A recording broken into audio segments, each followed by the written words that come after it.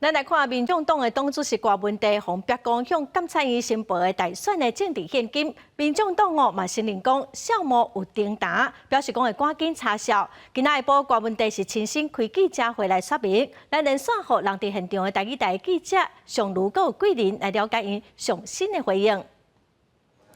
最近，民众党党主席郭文泰讲，也讲伊的竞选团队伫咧总统大选期间政治现金申报无当实录，也有厂商出来指出讲，虽然讲有申报的项目，但是因并无提钱。民众党自8月初10开始查销，表示讲，若全面清查以后，会互社会大众一个交代。今仔日下晡的郭文泰含义，当初时的竞选团队嘛出来要说明因上新的情形和回应。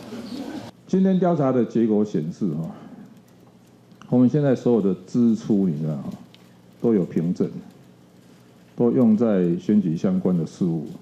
更重要的，他没有跑到任何个人的口袋里面。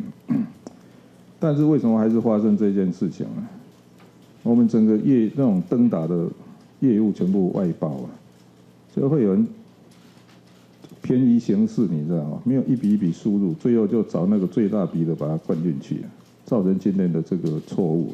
民众党指出，经过清查发现，讲有2000多万的支出项目有问题，是会计师家己甲这金额算去到无共厂商的支出下底哦，佮无甲当时的竞选总部说明。民众党表示所有的钱拢无流入去个人的袋啊，全部拢是用伫咧竞选当中。因表示，国内因会来保证所有的资料，互监察院来配合调查。